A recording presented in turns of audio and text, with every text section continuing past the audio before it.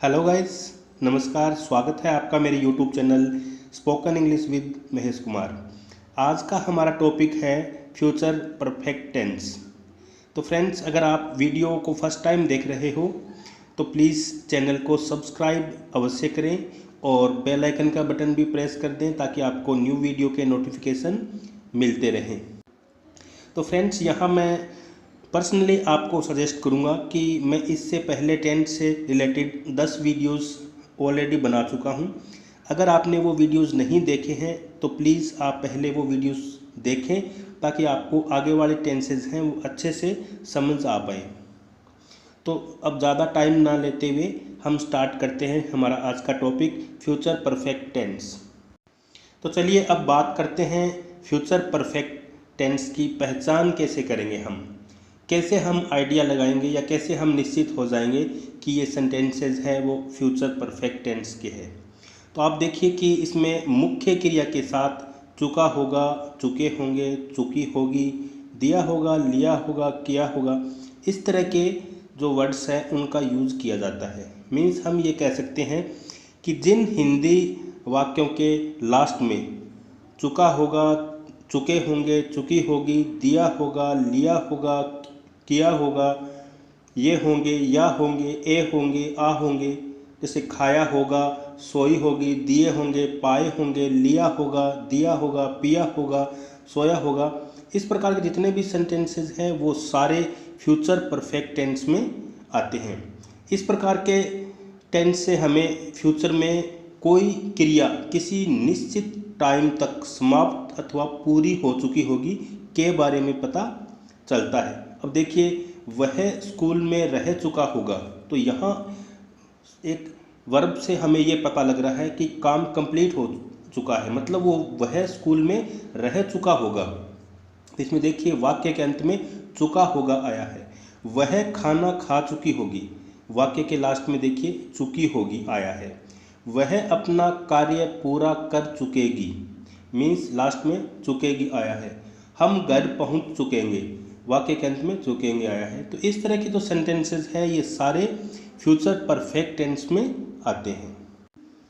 तो फ्रेंड्स, अब हम बात करते हैं अफर्मेटिव सेंटेंस की, सकारात्मक वाक्य की, जिनमें हिंदी में नहीं वर्ड का यूज़ नहीं होता, इंग्लिश में नॉट वर्ड का यूज़ नहीं होता, बिल्कुल सकारात्मक वाक्य। उनको हम कैसे बनाते हैं, उनका जो फॉर्मेशन है वो कैसे होता है, वो मैंने यहाँ पे लिखा हुआ है। फ्यूचर परफेक्ट टेंस में पॉजिटिव या अफर्मेटिव सेंटेंसेस की हिंदी से इंग्लिश बनाते टाइम हम ये फॉर्मेशन का यूज़ करते हैं। तो इसमें सबसे पहले दिया हुआ है सब्जेक्ट यानी कर्ता, उसके बाद में विल लिखेंगे, इसमें हेल्पिंग वर्ब विल लगेगी।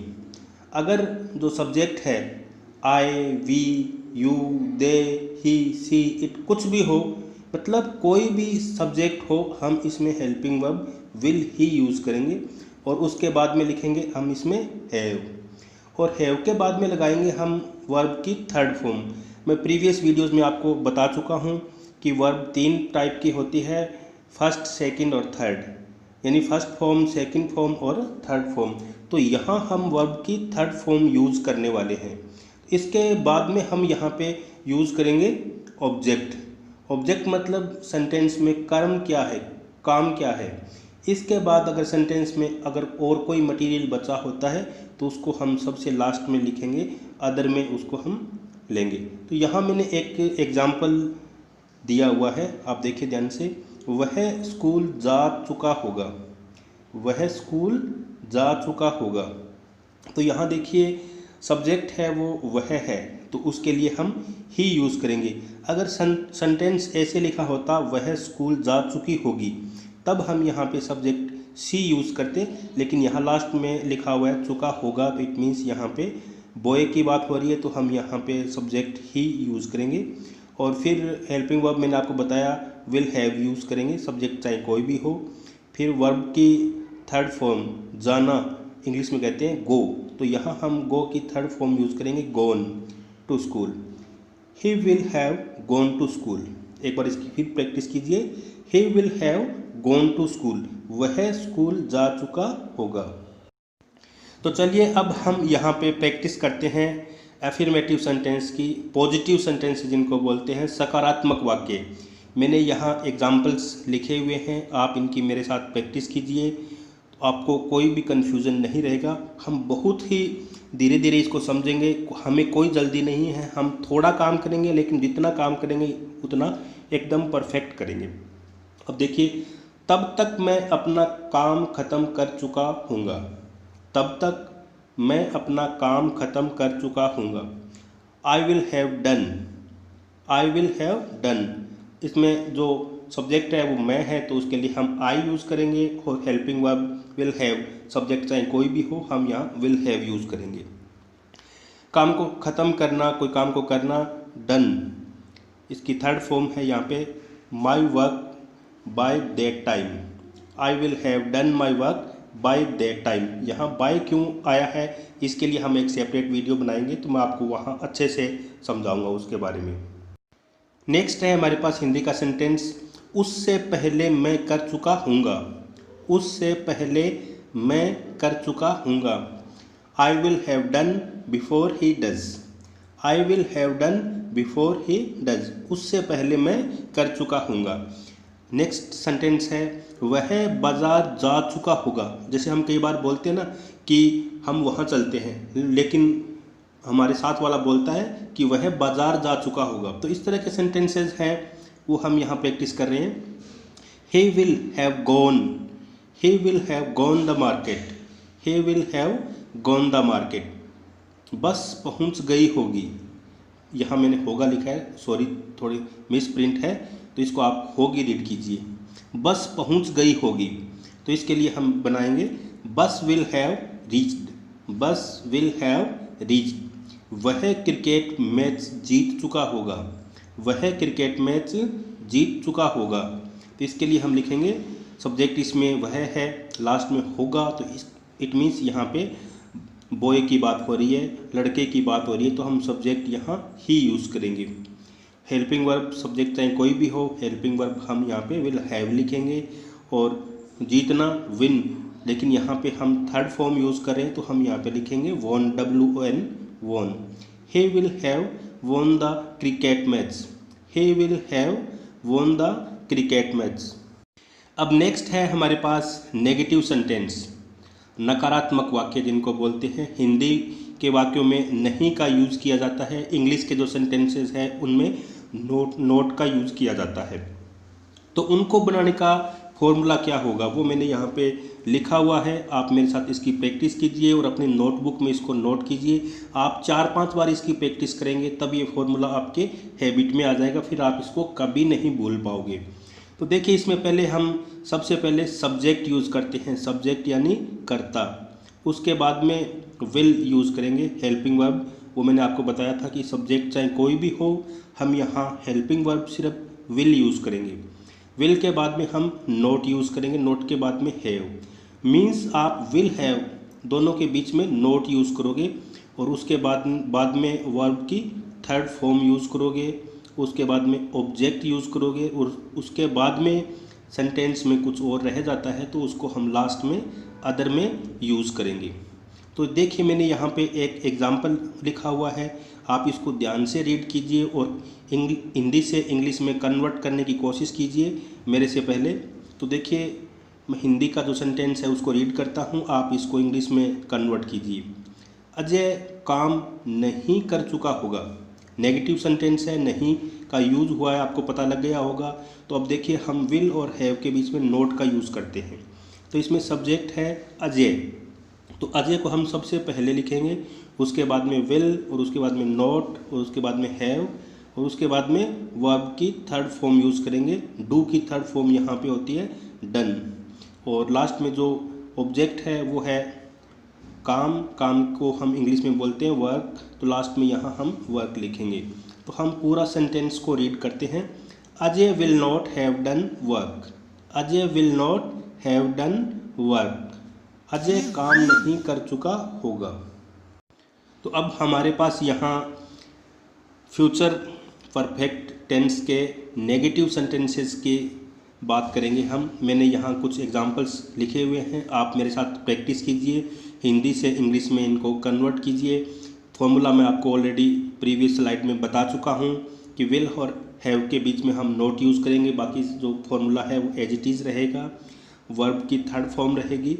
तो पहला सेंटेंस देखिए, सोनम घर नहीं आई होगी। सोनम घर नहीं आई होगी। Sonam will not have come home. Sonam will not have come home. तुमने यह खबर नहीं सुनी होगी। हम अक्सर किसी को बोलते हैं तुमने यह खबर नहीं सुनी होगी। You will not have heard this news. You will not have heard this news. वह बाजार नहीं जा चुका होगा। वह बाजार नहीं जा चुका होगा। He will not have gone the market. He will not have gone the market. बस नहीं पहुंची होगी। बस नहीं पहुंची होगी। बस will not have reached. बस will not have reached. वह क्रिकेट मैच नहीं जीत चुका होगा। वह क्रिकेट मैच नहीं जीत चुका होगा। He will not have won the cricket match. He will not have won the cricket match. Next है हमारे पास इंटेरोगेटिव सेंटेंस। इंटेरोगेटिव सेंटेंस जिनको हम हिंदी में बोलते हैं प्रश्नवाचक वाक्य। प्रश्नवाचक वाक्य वो होते हैं जिनमें कोई आपसे क्वेश्चन पूछा जाता है, उसको हम कैसे बनाते हैं, उसका फॉर्मेशन कैसे होता है। तो मैंने यहाँ पे एक फॉर्मूला लिखा हुआ है, आप उसको फॉलो कीजिए और उसको ध्यान से रीड कीजिए और अपनी नोटबुक के अंदर उसको नोट कीजिए, बार बार प्रैक्टिस कीजिए, आप इसको कभी नहीं बोल पाओगे। तो इसमें सबसे पहले हम यूज़ करते हैं WH फैमिली। WH फैमिली के जो वर्ड्स हैं मैं आपको प्रीवियस वीडियोस में बहुत बार बता चुका हूँ। ये वो होते हैं जिनमें स्टार्टिंग में WH लगा होता है, लाइक दैट, WHAT व्हाट, क्या, वेयर, कहाँ, व्हेन, कब। इस तरह के जो WH फैमिली के वर्ड है उनको हम स्टार्टिंग में यूज़ करते हैं अगर सेंटेंस में डिमांड है तो। उसके बाद में हम यूज़ करते हैं विल। विल के बाद में हम सब्जेक्ट यूज़ करते हैं और सब्जेक्ट के बाद में हम हैव यूज़ करेंगे और हैव के बाद में हम वर्ब की थर्ड फॉर्म लगाएंगे और उसके बाद में ऑब्जेक्ट और उसके बाद में अगर सेंटेंस में कुछ और बचता है तो हम लास्ट में उसको अदर में ऐड करेंगे। तो इस फॉर्मूले को आप ध्यान से रीड कीजिए और अपने माइंड में अच्छे से इसको प्रिंट कर लीजिए। जब आप बार बार इसकी प्रैक्टिस करोगे तब आपको इसका रट्टा मारने की ज़रूरत नहीं पड़ेगी, आपको ये अपने आप याद हो जाएगा। तो नीचे यहाँ मैंने एक एग्जाम्पल दिया हुआ है, क्या वह खाना खा चुका होगा। क्या वह खाना खा चुका होगा। तो इसका आंसर हम यस या नो में दे सकते हैं। तो यस या नो में आंसर दे सकते हैं तो इट मीन्स हम WH फैमिली का वर्ड यूज़ नहीं करेंगे, स्टार्टिंग में सिर्फ हम विल यूज़ करेंगे। तो देखिए, will he have taken food. Will he have taken food. यहाँ अगर कोई लंच की, ब्रेकफास्ट की, डिनर की बात दी हुई है तो होती है तो हम वहाँ फूड की जगह उसको ऐड कर सकते हैं, अदरवाइज हम यहाँ पे फूड यूज़ करेंगे। Will he have taken food. चलिए अब हम कुछ और एग्जांपल्स लेते हैं और उनके बारे में डिटेल में डिस्कस करते हैं। इंटेरोगेटिव सेंटेंसेस के यहाँ कुछ एग्जांपल्स मैंने दिए हुए हैं, हिंदी और इंग्लिश दोनों में दिए हुए हैं, आप मेरे साथ इसकी प्रैक्टिस कीजिए। तो फर्स्ट सेंटेंसेस का देखिए, क्या वह सो चुका होगा। क्या वह सो चुका होगा। Will he have slept. Sleep की यहाँ थर्ड फॉर्म दी हुई है, slept. Will he have slept. क्या आप पहुँच चुके होंगे। क्या आप पहुँच चुके होंगे। Will you have arrived. Will you have arrived. क्या आप पहुँच चुके होंगे।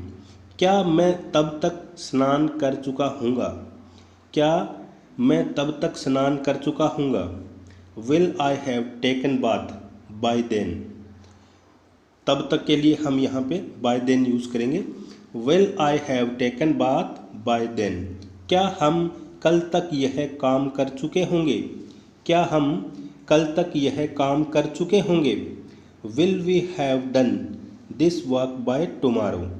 ये यहाँ पे बाय क्यों यूज़ हो रहा है, इनके लिए हम एक सेपरेट वीडियो बनाएंगे, तब आप ये कंसेप्ट को अच्छे से समझ पाओगे। क्या आप शादी कर चुके होंगे। क्या आप शादी कर चुके होंगे। Will you have got married. Will you have got married. यहाँ गेट की थर्ड फॉर्म यूज़ की हुई है, गॉट। यहाँ आप ये कंसेप्ट समझिए कि हम WH फैमिली का जो वर्ड है उसको कहाँ यूज़ करते हैं। ये मैं सारी वीडियोस में मैंने बताया है और यहाँ हम रिवाइज के तौर पे इसको फिर से रिवाइज करेंगे। तो देखिए सेंटेंस दोनों रीड कीजिए आप, डिफरेंस आपको पता लग जाएगा कि आपने कहाँ WH फैमिली का वर्ड यूज़ करना है और कहाँ नहीं करना। तो फर्स्ट सेंटेंसेस इज, क्या वह खेल चुका होगा। क्या वह खेल चुका होगा, will he have played. It means इसका आंसर आप यस या नो में दे सकते हो, तो यहाँ हम WH फैमिली का वर्ड यूज़ नहीं करेंगे। नेक्स्ट है, वह क्या खेल चुका होगा। अब देखिए आप, वह क्या खेल चुका होगा, तो इसका आंसर है वो हम यस या नो में नहीं दे सकते, क्योंकि यहाँ ये पूछा गया है वह क्या खेल चुका होगा, मीन्स कोई गेम का नाम यहाँ आपको बताना पड़ेगा। तो जहाँ आप यस या नो का आंसर नहीं दे सकते, वहाँ आपको WH फैमिली का जो वर्ड है उसको यूज़ करना पड़ेगा। What will he have played? What will he have played? I hope कि आपको WH फैमिली का जो कंसेप्ट है वो यहाँ क्लियर हो गया होगा, समझ आ गया होगा आपको। नेक्स्ट है हमारे पास इंटेरोगेटिव और नेगेटिव दोनों सेंटेंसेस को मिला के जो वाक्य बनते हैं प्रश्नवाचक नकारात्मक वाक्य, जिनमें आपसे प्रश्न भी पूछा जाता है और नहीं वर्ड का भी यूज किया जाता है। मीन्स हम इंग्लिश सेंटेंसेस की बात करें तो उनमें क्वेश्चन पूछा जाता है और नॉट वर्ड का भी यूज़ होता है और इनके लास्ट में क्वेश्चन मार्क भी लगता है। तो इसका फॉर्मेशन कैसे होगा, हम इसको कैसे बनाएंगे, सेम वही प्रोसेस रहेगा, बस हम सब्जेक्ट और हैव के बीच में नोट का यूज़ करेंगे। तो इसमें सबसे पहले हम यूज़ करते हैं WH फैमिली। WH फैमिली का वर्ड कहाँ यूज़ करना है कहाँ नहीं करना, ये प्रीवियस स्लाइड में आपको क्लियर हो गया होगा और मैं सभी सेंटेंसेज में WH फैमिली से रिलेटेड वीडियो ज़रूर डाला है। उसके बाद में हम यूज़ करते हैं विल। विल के बाद में हम सब्जेक्ट यूज़ करेंगे, यानी करता क्या है सेंटेंस में, और उसके बाद में जस्ट बाद में हम नोट यूज़ करेंगे। नोट के बाद में हम हैव यूज़ करेंगे और हैव के बाद में हम वर्ब की थर्ड फॉर्म यूज़ करेंगे। तो आपने देखा कि इसमें पूरे जो ये टेंस है इसमें हमने वर्ब की थर्ड फॉर्म ही यूज़ की है। उसके बाद में हम ऑब्जेक्ट यूज़ करेंगे और उसके बाद में कुछ बचता है तो उसको अदर में यूज़ करेंगे। तो देखिए यहाँ मैंने आपके लिए एग्जाम्पल लिखा हुआ है, क्या वह सो नहीं चुकी होगी। क्या वह सो नहीं चुकी होगी, तो लास्ट में होगी लगा हुआ है, तो इट मीन्स यहाँ हम किसी लड़की के बारे में बात कर रहे हैं, तो यहाँ सब्जेक्ट हम सी यूज़ करेंगे। तो देखिए सेंटेंस देखिए इंग्लिश में हम कैसे बनाएंगे, will see not have slept. Slept यहाँ सोना, स्लीप का थर्ड फॉर्म यूज़ किया है हमने slept. Will see not have slept, क्या वह सो नहीं चुकी होगी। तो चलिए अब हम प्रैक्टिस करते हैं कुछ नेगेटिव इंटेरोगेटिव सेंटेंसेस की। प्रश्नवाचक नकारात्मक वाक्य मैंने यहाँ लिखे हुए हैं, हिंदी और इंग्लिश दोनों में लिखे हुए हैं। आप मेरे साथ इनकी प्रैक्टिस कीजिए और फिर आप खुद अपने आप सेंटेंसेस हिंदी में बना के उनको इंग्लिश में कन्वर्ट कीजिए। कोई भी प्रॉब्लम आती है तो आप मुझे यूट्यूब के कमेंट बॉक्स में मैसेज कीजिए, तो वहाँ मैं आपको रिप्लाई करूँगा। तो इसका फर्स्ट सेंटेंस देखिए, क्या आप व्यायाम नहीं कर चुके होंगे। क्या आप व्यायाम नहीं कर चुके होंगे।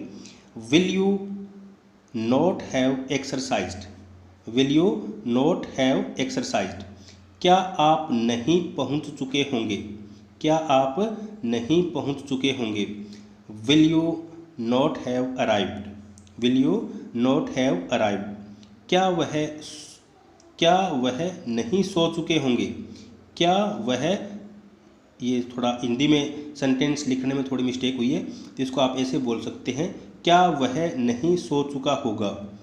क्या वह नहीं सो चुका होगा। Will he not have slept.